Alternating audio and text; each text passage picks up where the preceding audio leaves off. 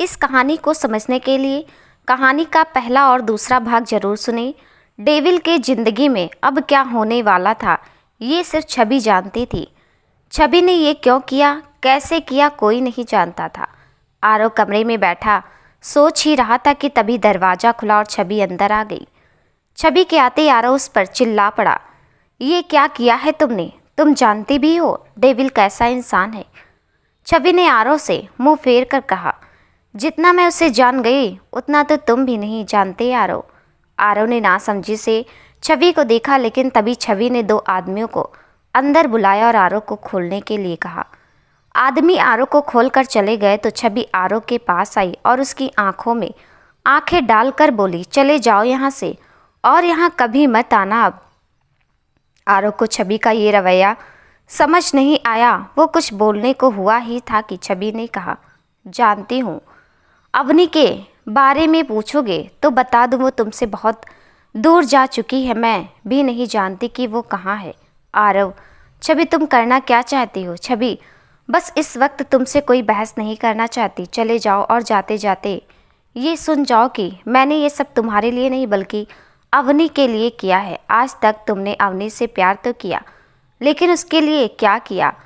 अब अगर तुम उसे ढूंढ लो तो भी वो तुम्हारी नहीं होगी। अब छवि ने आरव की आंखों में आंखें डालकर कहा, क्योंकि मैंने भी उसके अतीत की डायरी पढ़ी है। छवि जाते हुए बोली, लेकिन अगर तुम्हारा प्यार सच्चा है तो तुम ढूंढ लोगे और तुम्हारी मोहब्बत के आगे हार कर तड़प कर आएगी वो तुम्हारे पास। छवि वहाँ से चली गई तो आरव थके कदमों से अपने घर आ गया और धम से सोफे पर बैठ गया। कुछ देर बाद छवि के पिता आए। उन्होंने छवि को यहाँ ना पाकर आरव से छवि के बारे में पूछा तो आरव ने सब बता दिया। छवि के पिता भी धम से वहीं बैठ गया और सोने में देखते हुए बोले, छवि ऐसा कुछ करेगी मुझे तो अंदाज़ा भी नहीं था। अवनी की जब आंखें खुली तो उसने अपने आप को एक छोटे से कमरे में पाया। अवनी डर कर जल्दी से उठी और सिमट कर बैठ गई। कुछ देर तक वो कमरे को निहारती रही। ये कमरा बहुत ही छोटा सा था, जिसमें एक सिंगल बेड ही आ सकता था, जिस पर अवनी अभी बैठी थी। छोटे से कमरे के दीवार पर एक खिड़की थी, जहाँ से ठंडी ठंडी हवा आ रही थी। हवा से अवनी अंदाज़ा लगा सकती थी कि ये कमरा किसी दूसरी या तीसरी मंजिल पर था।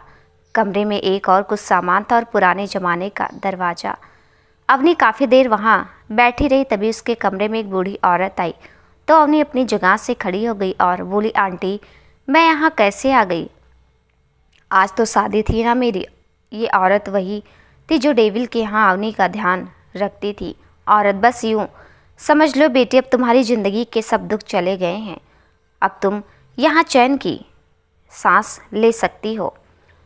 अवनी, नहीं आंटी, वो मुझे ढूंढ लेगा, वो मुझे छोड़ेगा नहीं और आपको भी। औरत, अरे अरे ज़्यादा मत सोचो, तुम बस ये जान लो कि अब वो नहीं आएगा। समझ लो एक परी ने आकर तुम्हें उस कैद से आज़ाद कर दिया और खुद उसकी बलि चढ़ गई। अवनी ने सवाल किया, कौन परी? औरत, ये तो मैं नहीं जानती, लेकिन तुम्हारे साथ रहते रहते मैंने तुम्हें अपनी बेटी बना लिया था और मैंने तुम्हें उस कैद से आज़ाद करने में उस परी की मदद करी है। अब इसकी सज़ा चाहे कुछ भी हो। अवनी फिर से बेड पर बैठ गई तो औरत चली गई। कुछ देर तक अवनी ऐसे ही बैठी रही और फिर खिड़की के पास आकर बैठ गई और बाहर का नज़ारा देखने लगी, जो बहुत खूबसूरत था। ऐसा लग रहा था जैसे ये घर पहाड़ की चोटी पर था और ये उसका पीछे की हिस्सा था, जहाँ से पहाड़ों की खूबसूरती और भी निखर कर सामने आ रही थी। अवनी ने दूर तक पहाड़ों को देखते हुए लंबी सांस ली और फिर से उन पहाड़ों में खो गई। रात के करीब 8 बज चुके थे। डेविल अपने दोस्तों के साथ बाहर जा ही रहा था कि छवि ने कमरे के बाहर आकर कहा, कहाँ जा रहे हो? डेविल ने छवि को इग्नोर किया और आगे बढ़ गया तो छवि ने एक आदमी को इशारा किया। दरवाजे के पास खड़े आदमी ने दरवाजे को बंद कर दिया तो डेविल ने आदमी को घूर कर देखा। आदमी ने सिर झुकाकर कहा, सॉरी सर, लेकिन मैडम के आदेश हमें मानना पड़ेगा। डेविल ने जलती आंखों से छवि को देखा तो छवि ने अपने हाथ बांधे और धीरे धीरे डेविल की ओर बढ़ती हुई बोली, पार्टी बहुत कर ली ना तुमने अपनी ज़िंदगी में, अब घर में ही रहो। डेविल के एक दोस्त ने छवि की ओर बढ़ते हुए कहा, तू रोकेगी हमें? छवि ने मुस्कुराकर कहा, मैंने तो रोक लिया, लेकिन तुम लोगों को नहीं। तुम दोनों जा सकते हो अभी के अभी, इनफैक्ट चले ही जाओ। मेरा हक मेरे पति पर है जो कहीं भी नहीं जाएंगे। छवि ने आदमियों को इशारा किया। 2-3-4 आदमियों ने डेविल के दोस्तों को उठाया और घर के बाहर छोड़ दिया।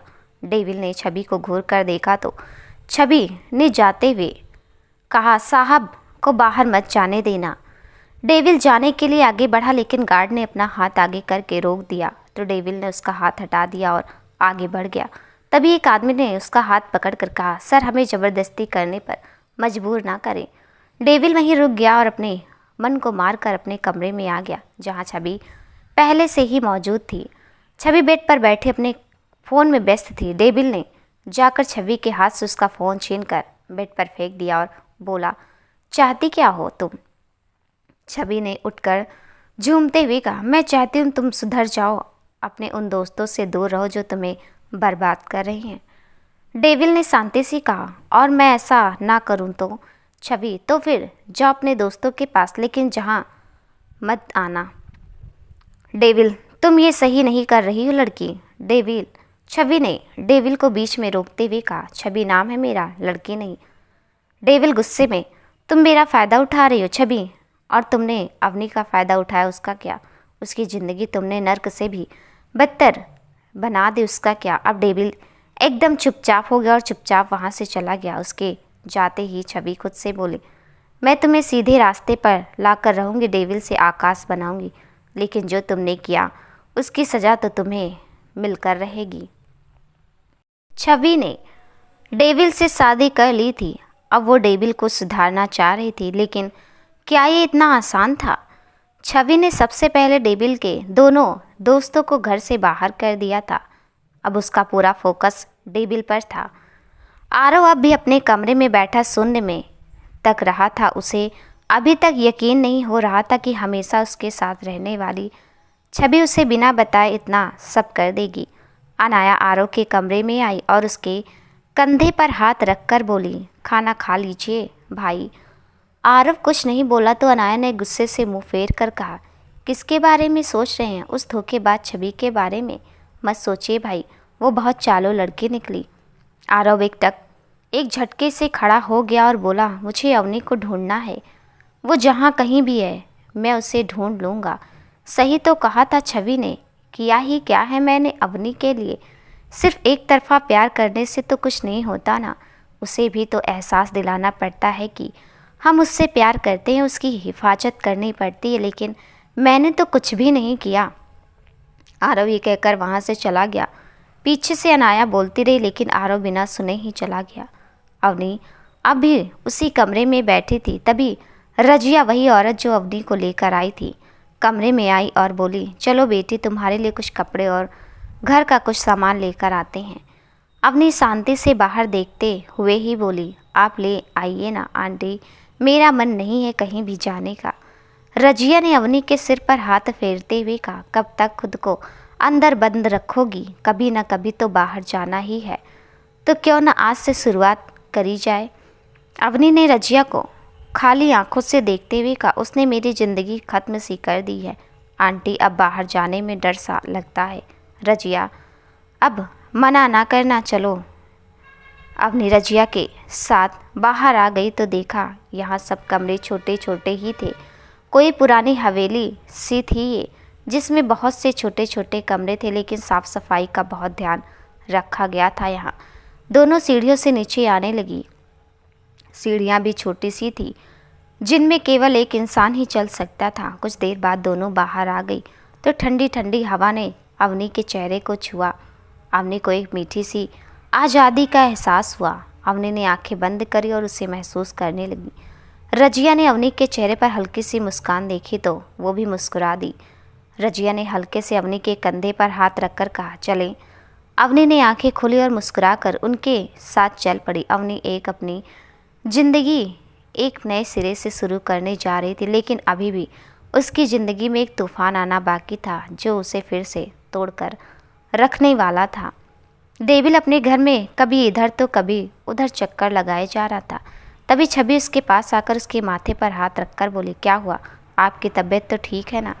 डेविल ने छवि का हाथ झटक दिया और बोला, तुम्हें मुझे छूने का कोई हक नहीं है, समझी? छवि ने हाथ हटा लिया और सोफे पर बैठते हुए बोली, क्यों नहीं, है पत्नी हो तुम्हारी। डेविल, मैं अवनी से प्यार करता हूँ, तुम हमारे बीच में आई हो। छवि, लेकिन अवनी तो तुमसे प्यार नहीं करती थी। तुमने उसके साथ जो किया, तुम उस हवस को प्यार का नाम दे रहे हो। अब डेविल चुप हो गया तो छवि आगे बोली, तुम्हें उससे प्यार नहीं था आकाश। आकाश बोलते डेविल ने छवि को हैरानी से देखा तो छवि बोली, चौंकने की ज़रूरत नहीं है, मैं तुम्हारे बारे में सब जानती हूँ। डेविल ने जलती आंखों से कहा, कैसे कैसे जानती हो तुम सब कुछ। छवि उठी और जाते हुए बोली, सॉरी पतिदेव, अभी मुझे काम है। डेविल ने छवि के पीछे जाकर उसका हाथ पकड़कर कहा, प्लीज़ मुझे बताओ अवनी कहाँ है। छवि ने मुस्कुराकर डेविल का हाथ पकड़कर हल्के से खुद के हाथ से अलग कर दिया। छवि अब डेविल की आंखों में देखने लगी तो डेविल भी उसकी आंखों में देखने लगा। छवि उसे देखते हुए बोली, तुम्हें पता है तुम अवनी से प्यार नहीं करते हो। ये तुम्हारी वो जिद है जो तुम्हारे दोस्तों ने तुम्हारे अंदर भरी है। तुम कहते हो कि जो तुम्हारी आंखों में देख लेता उससे प्यार हो जाता है। मुझे भी तो नहीं हुआ, ठीक अवनी की तरह।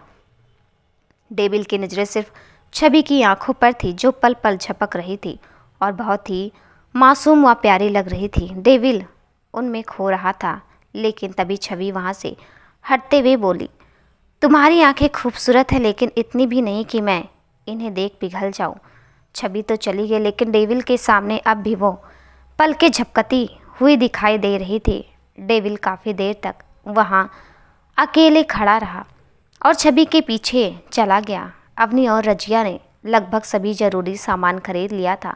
अब बारी थी अवनी के लिए कपड़ों की। रजिया अवनी को एक शॉप में ले आई जहाँ पहले से ही काफ़ी भीड़ थी। अवनी ने भीड़ को देखकर कहा, चलिए आंटी, दूसरी शॉप पर चलते हैं। दोनों बाहर निकलने वाली थी कि एक लड़का आया और अवनी के सामने अपने हाथ को लगाते हुए कहा, अरे कहाँ जा रही हैं आप।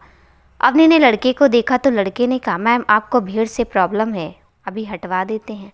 अवनी, कौन हो तुम। लड़का कुछ नहीं बोला तो अवनी ने घबराहट होने लगी। तभी लड़के ने कहा, मैम डरिए मत, हम अपने कस्टमर्स की सभी प्रॉब्लम को सॉल्व करते हैं, आप आइए ना।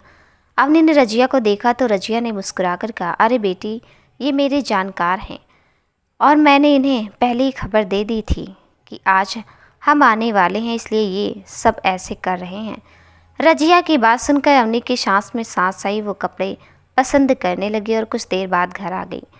आरव डेविल के घर के बाहर खड़ा गार्ड्स से अंदर जाने के लिए झगड़ा कर रहा था। तभी छवि बाहर आई और बोली, तुम्हें मैंने मना किया था ना कि यहाँ मत आना।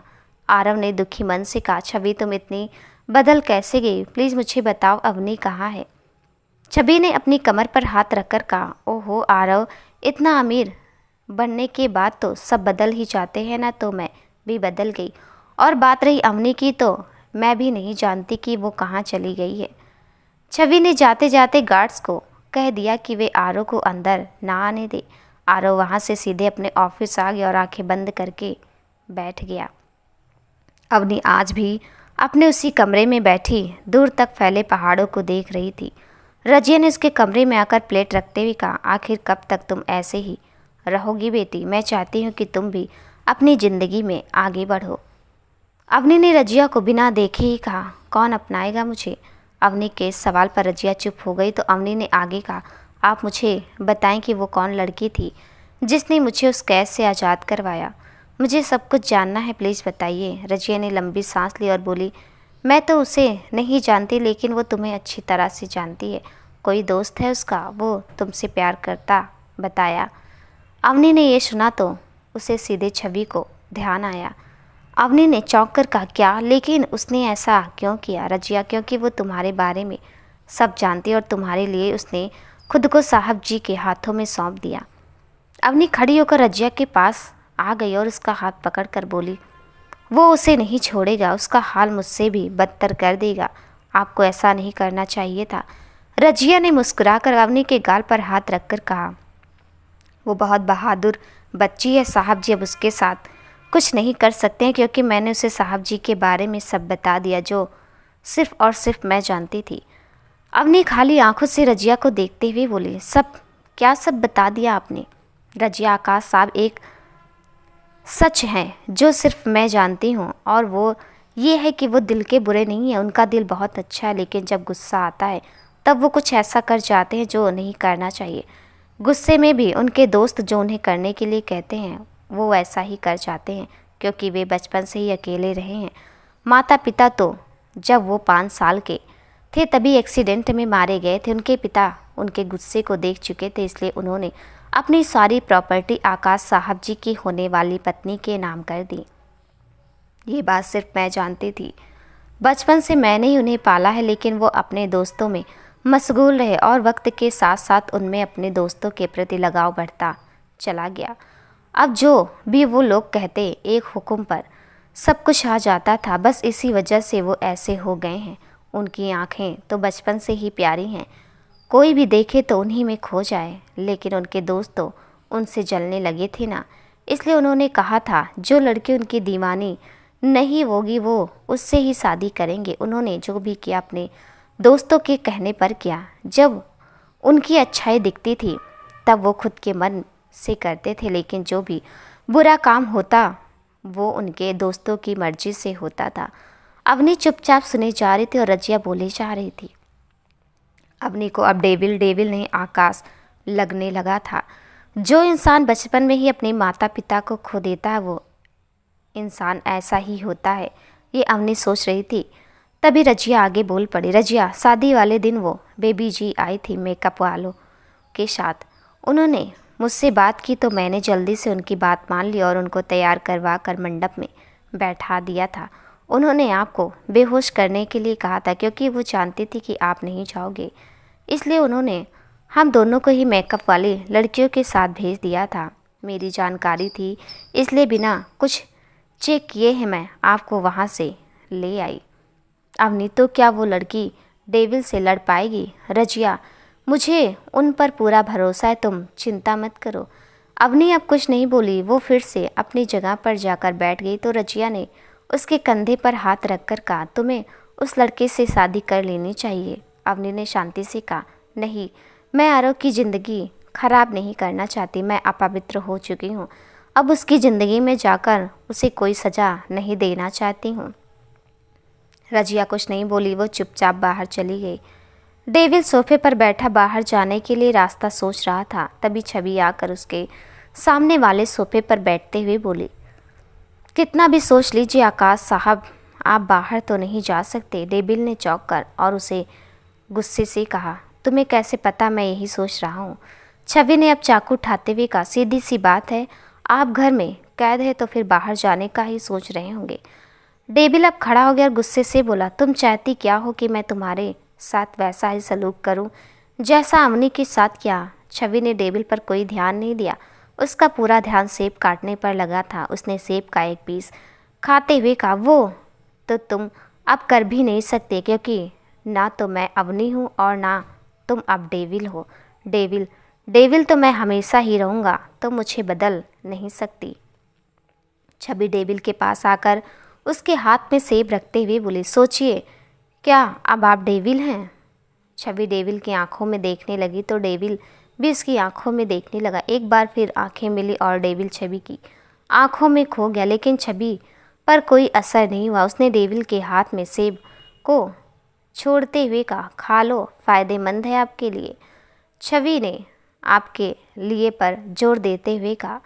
छवि तो चली गई, लेकिन डेविल के लिए बहुत से उलझनों भरे सवाल छोड़ गई। जिस इंसान की आंखों को देखकर लड़कियां उसकी फ़ैन हो जाया करती थीं, आज वो किसी की आंखों में डूबता जा रहा था। क्या सच में वो अब डेविल नहीं रहा? क्या उसे छवि से प्यार हो गया था? डेविल यही सब सोचते सोचते सेब खाने लगा और मुस्कुराने लगा। तभी छवि वापस आई और एक किताब लेकर डेविल के सामने वाले सोफे पर फिर से बैठ गई। छवि के आते ही डेविल ने अपनी मुस्कान गायब कर ली और छवि के दिए शेप को टेबल पर जोर से रखते हुए छवि को घूरने लगा, लेकिन छवि को तो कोई फ़र्क ही नहीं पड़ा। वो अपनी किताब में मशगूल हो गई थी। आरव अपने कमरे में बैठा अवनी की पेंटिंग को देख रहा था। वो अवनी की पेंटिंग से बातें कर रहा था। आरव, और कब तक सताओगी तुम मुझे? प्लीज़ आ जाओ ना, मैं बेसब्री से तुम्हारा इंतज़ार कर रहा हूँ। तभी आरव के फ़ोन पर एक मैसेज आता है, उसका पता मिल गया है। आरव ने जल्दी से फ़ोन उठाया और घर से निकल गया। अवनी अब भी वहीं बैठी थी। तभी उसके कमरे का दरवाज़ा तेज आवाज़ के साथ खुलता है और 2 आदमी उसके कमरे में आ गए। अवनी कुछ समझ पाती उससे पहले एक आदमी ने उसके मुंह पर रुमाल रखा, जिससे अवनी बेहोश होकर वहीं गिरने लगी। लेकिन दूसरे आदमी ने उसे अपने हाथों में थाम लिया और हंसते हुए बोला, क्या सॉलिड माल है यार, धूम मच जानी है अब तो। दोनों आदमी अवनी को ले जाते हैं। अवनी एक बार फिर ना जाने किन साजिशों की शिकार हो चुकी थी। आरव यहाँ अपने दोस्त अनिल के पास बैठा था, जो अवनी के बारे में बता रहा था। अनिल वो डेविल के यहाँ काम करने वाली एक औरत के पास रह रही है, लेकिन उस औरत के बारे में मैं ज़्यादा जानकारी नहीं दे सकता, क्योंकि वो हमेशा डेविल के घर में रही है। लेकिन कुछ तो है जो ये औरत छुपा रही है, क्योंकि ये जब डेविल के यहाँ रहती थी तब तो कहीं भी नहीं जाती थी। अब अचानक से उसका घर और परिवार कैसे पैदा हो गया, समझ नहीं आ रहा। आरव, अनिल तो मुझे ये बताओ कि अवनी इस वक्त कहाँ? अनिल, रजिया के घर। आरव कुछ कहने ही वाला था कि उनके पास एक हवलदार आया और अनिल को सैल्यूट करके बोला, सर उस औरत का बायोडाटा पता चल गया है। उसका नाम रजिया है। वो लड़कियों से धंधा करवाती है। वो यहाँ डेविल के पास रहकर ही अपना काम किया करती थी, लेकिन अब वो यहाँ से चली गई है। आरव, कहाँ चली गई है? हवलदार, जहाँ ये लड़कियों से धंधा करवाती है वहाँ। आरव का दिल बैठा जा रहा था। उसने सोचा भी नहीं था कि अवनी इस कदर लोगों की साजिशों का शिकार हो जाएगी। आरव, अनिल, हमें जल्द से जल्द अवनी को वहाँ से निकालना है। अनिल, आरव तू घर जा, मैं उस जगह का पता करके तुझे बता दूंगा, तू घर जाकर आराम कर। आरव, नहीं, मैं भी यहीं रहूँगा, जब तक अवनी नहीं मिल जाती मुझे चैन नहीं पड़ेगा यार। अनिल, अपनी हालत देखी है तूने? लगता है सदियों से बीमार हो, आंखें देख लाल हो रखी हैं, तो घर जा। आरव, मैंने कहा ना, जब तक अवनी नहीं मिल जाती मैं कहीं नहीं जाऊंगा। अनिल अब कुछ नहीं बोला और रजिया के घर के बारे में पता करने लगा। कुछ देर बाद अनिल ने खुश होते हुए कहा, यस, पता चल गया है, वो मुंबई में है। हमें जल्द से जल्द निकलना होगा। आरव और अनिल मुंबई के लिए निकल गए, जो उनके शहर से लगभग 5 घंटे के सफ़र जितना दूर था। डेविल और छवि आज भी आमने सामने बैठे थे। तभी डेविल का फ़ोन बजता है, जिस पर अनिल इंस्पेक्टर फ्लैश हो रहा था। डेविल ने मुंह बनाया लेकिन फ़ोन नहीं उठाया। छवि डेविल के चेहरे का जायजा ले रही थी। फ़ोन बजकर बंद हो गया तो छवि ने अपनी किताब में देखते हुए कहा, मेरा गुस्सा फ़ोन पर ना उतारे तो अच्छा है, क्या पता किसी को आपसे ज़रूरी काम हो। डेविल ने बिना छवि को देखे ही कहा, किसी को कुछ काम भी हो तो मैं तो बाहर जा ही नहीं सकता ना। छवि, अगर काम किसी के भले के लिए हुआ तो एक बार क्या 1000 बार जा सकते हो, लेकिन फालतू के कामों के लिए तो बाहर जाने की सोचना भी नहीं। डेविल ने लंबी सांस ली और धीरे से बोला, पत्नी नहीं माता बन गई है ये मेरी। छवि, क्या कहा तुमने? डेविल, नहीं, कुछ भी तो नहीं। तभी फिर से डेविल का फ़ोन बजा। इस बार डेविल ने फ़ोन उठाया तो अनिल ने डेविल को अवनी के बारे में सब जानकारी दे दी। डेविल गुस्से के साथ खड़ा हो गया और चिल्ला पड़ा, क्या? छवि भी डेविल के गुस्से को देखकर खड़ी हो गई तो डेविल ने फ़ोन रखकर छवि को घूरते हुए कहा, तुमने अवनी को उस रजिया के साथ भेज दिया, जानते भी हो उसके बारे में, कौन है, क्या करती है, ऐसे किसी अनजान के साथ तुम उसे कैसे भेज सकती हो? छवि अंदर से थोड़ी डर गई थी, लेकिन उसने अपने डर को बाहर जाहिर नहीं किया। उसने डेविल को देखते हुए क्या हुआ है? डेविल ने फ़ोन पॉकेट में रखा और जाते हुए बोला, तुमने अवनी को यहाँ से भी बदतर जगह भेज दी है। छवि को कुछ समझ नहीं आया तो वो भी डेविल के पीछे चल पड़ी, लेकिन डेविल ने उसे रोक दिया और बोला, डोंट वरी, कोई गलत काम नहीं करूँगा, लेकिन अवनी को मुझे वहाँ से लाना ही होगा। छवि, मैं भी चलती हूँ। डेविल गुस्से से कहा, ना, नहीं छवि, तुम मुझे नहीं रोक सकते, समझी। छवि भागकर गाड़ी में बैठ गई तो डेविल चुपचाप ड्राइव करने लगा। उसकी गाड़ी के साथ ही 3 गाड़ियों भी घर से निकल गई थी। अवनी को जब होश आया तो उसके पास 3-4 लड़कियां बैठी हुई थी, जिन्होंने अजीब तरीके के कपड़े पहने थे।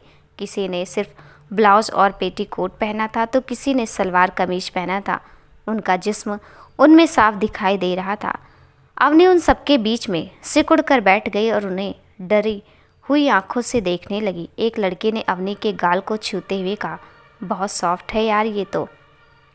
दूसरे ने उसे अजीब नज़रों से घूर कर कहा, नहीं है ना, कुछ दिन बाद ये कोमलता गायब हो जाएगी जैसे हमारी हो गई। सब एक साथ ठहाका मारकर हंस पड़ी। तभी किसी ने दरवाज़ा खोला तो सभी लड़कियां उठकर एक ओर खड़ी हो गई। सब ने अपने सिर झुका लिए। रजिया अपने मुंह में बड़ा सा पान ठूंसते हुए अवनी के पास आकर बैठ गई। वो पान को बड़े बेतरीब तरीके से चबाते हुए बोली, क्या कर रही थी तुम सब मेरी बच्ची के साथ? कोई कुछ नहीं बोली तो अवनी डरते हुए बोली, ये सब कौन है आंटी, और हम यहाँ क्यों आ गए? रजिया ने कुछ नहीं कहा। वो खड़ी हुई और कमरे में इधर उधर घूमने लगी। अवनी उसके जवाब का इंतजार कर रही थी, लेकिन रजिया ने कोई जवाब नहीं दिया। कुछ देर बाद जब उसका पान खत्म हुआ तो उसने अपना मुंह साफ करते हुए कहा, आज सुहाग रात है तुम्हारी। रजिया ने लड़कियों को आदेश देते हुए कहा, चलो रे, अच्छी तरह से तैयार कर दो इसे, कुछ ही देर में कस्टमर आने वाले हैं, आज ताज़ा माल मिलेगा। अवनी ये सुनते ही डर गई। अंदाजा तो पहले ही लगा चुकी थी कि वो लड़कियों को ऐसे देखकर अब उसे यकीन हो गया था कि रजिया उसे बहला फुसलाकर कोठे पर ले आई है।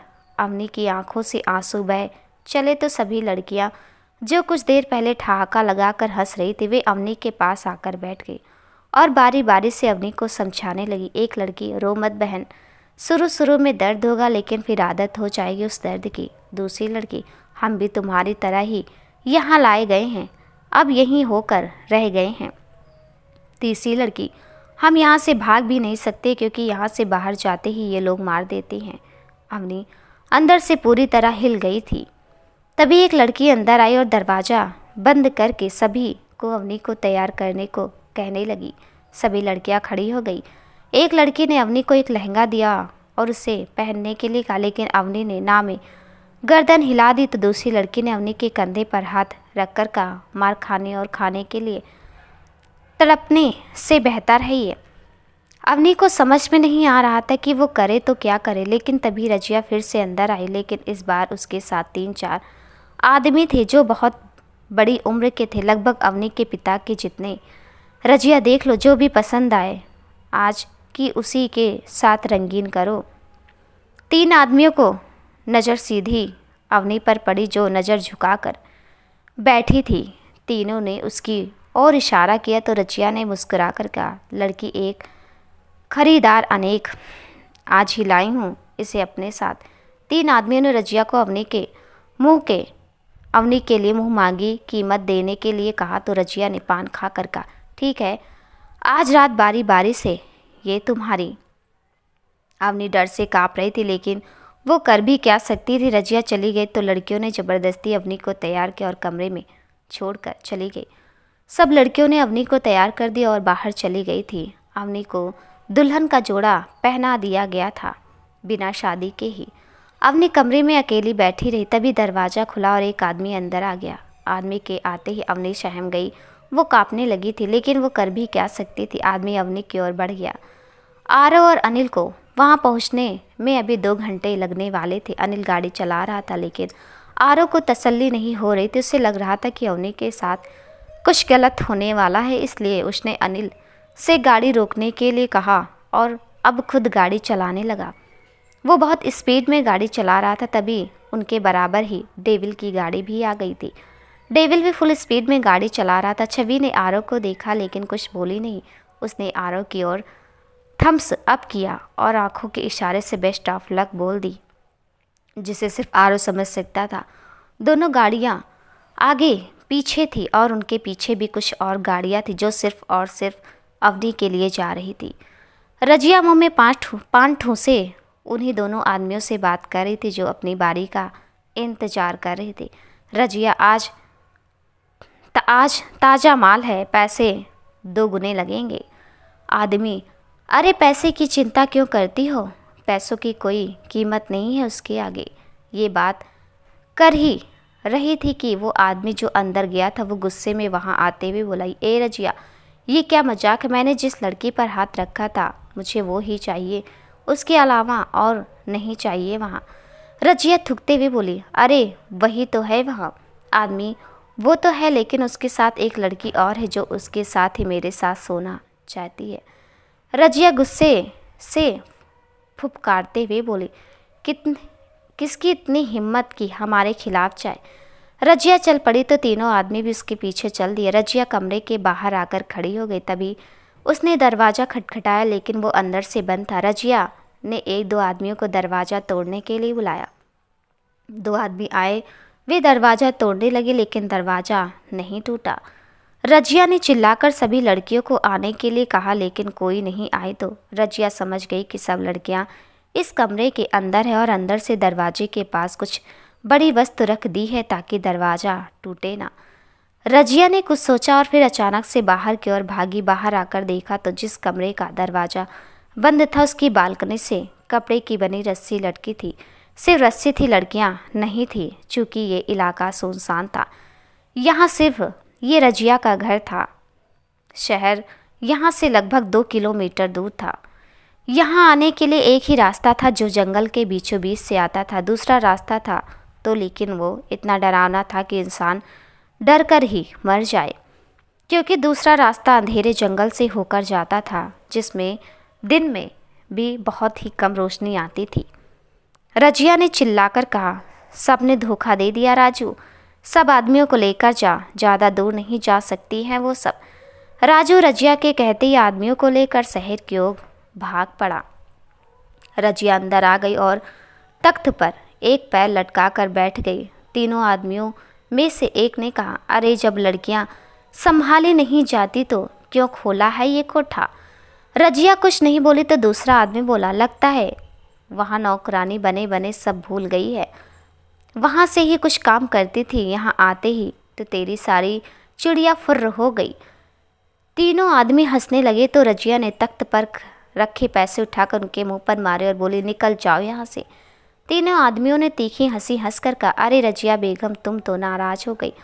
रजिया कुछ नहीं बोली तो आदमियों ने रजिया को ऊपर से नीचे तक देखते हुए कहा, अब जो लेने आए थे वो तो हम लेकर ही जाएंगे, लड़कियां ना सही तू तो है, हमारी प्यास तो अब तू ही बुझाएगी। रजिया तख्ते से खड़ी हो गई और फुफकारते हुए बोली, तुम लोग निकलते हो कि नहीं। एक आदमी मुस्कुराते हुए दरवाजे के पास गया और उसे अंदर से बंद करके आ गया। रजिया 3 मर्दों के सामने अकेली खड़ी थी, ना तो उसका कोई काम करने वाला था ना कोई और। तीनों आदमी हैवानियत से रजिया को देख रहे थे। उनमें से एक उसकी ओर बढ़ते हुए बोला, तू लड़कियों से जो काम करवाती आज खुद कर ले, क्या फ़र्क पड़ता है, तुझे तो पैसा चाहिए ना। हम देंगे पैसे, लेकिन हमें जो चाहिए वो अवसर तू दे सकती है, क्या करें। रहा नहीं जा रहा था। रजिया पीछे हट गई तो तीनों आदमी उस पर टूट पड़े।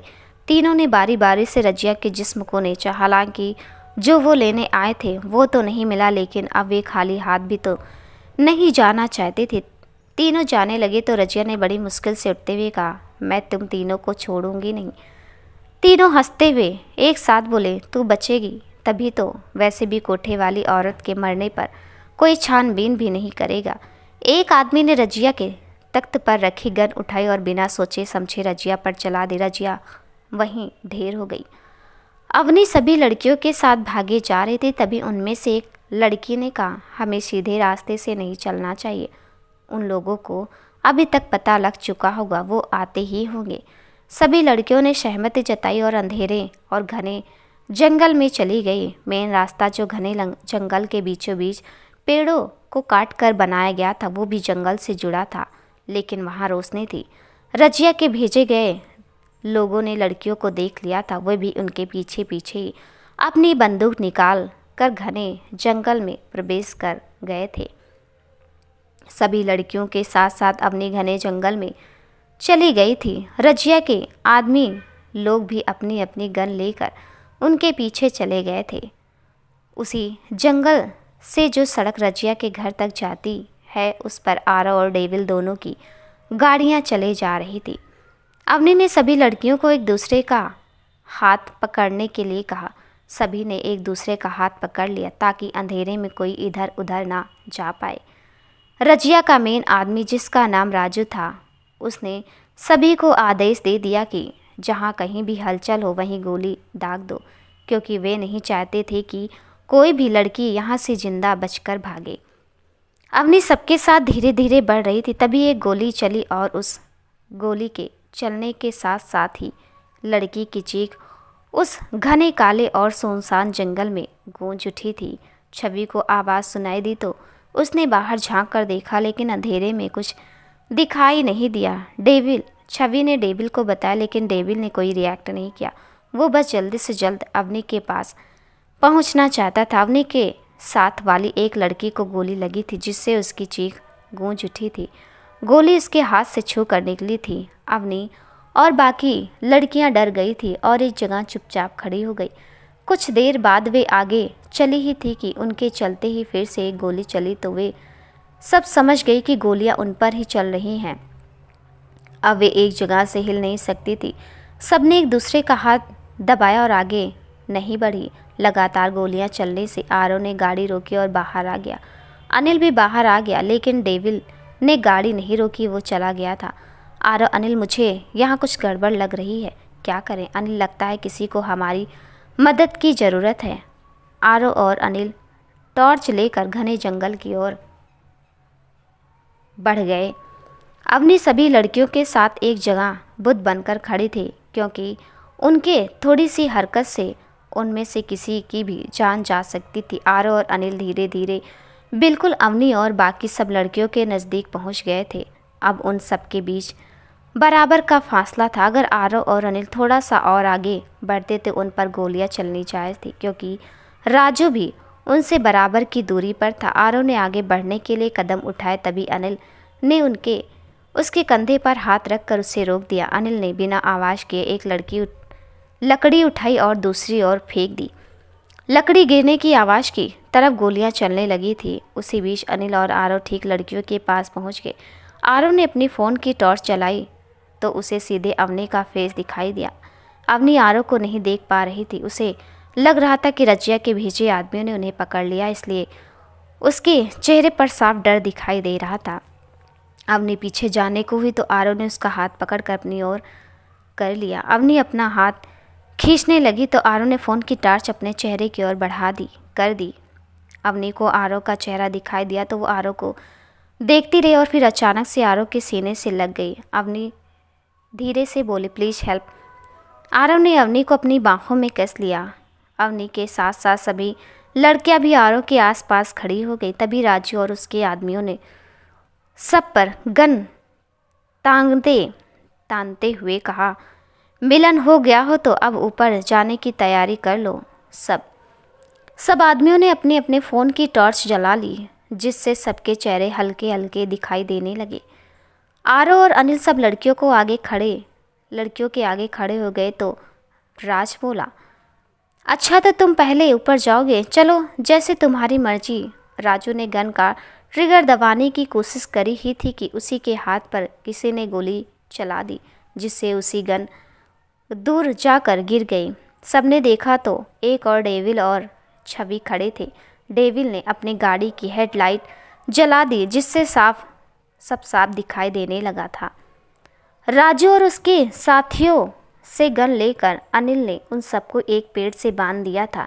बस ठीक हो गया था और सब घर जाने के लिए मुड़े ही थे कि सामने दो लड़के उन सब पर गन ताने खड़े थे। डेविल ने आगे बढ़कर दोनों लड़कों को आंखें दिखाते हुए कहा, तुम दोनों यहाँ क्या कर रहे हो? ये दोनों डेविल के दोस्त थे, जिन्हें छवि ने डेविल से दूर कर दिया था। रजत और पदक।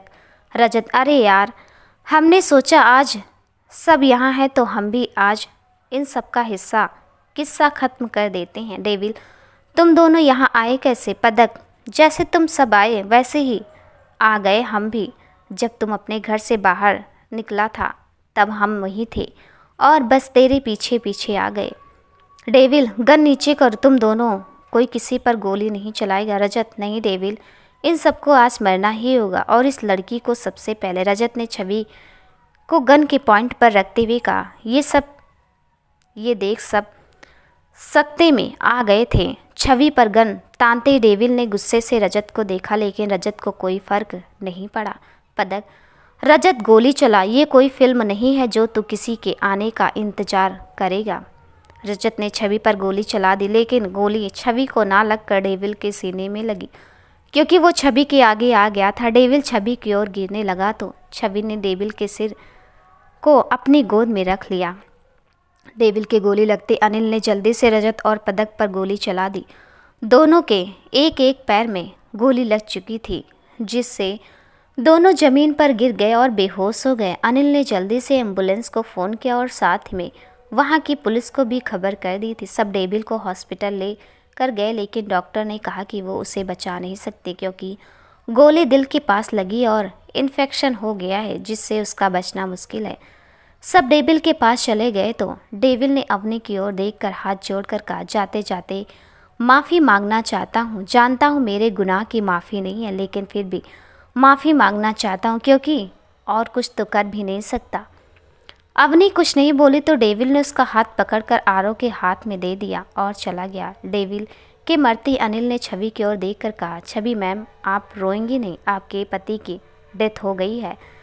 छवि ने अनिल को घूर कर देखा तो अनिल ने कहा, अच्छा सॉरी, हमारा प्लान सक्सेसफुल रहा, बस उसमें डेविल को मरना नहीं था, लेकिन हम कर भी क्या सकते हैं।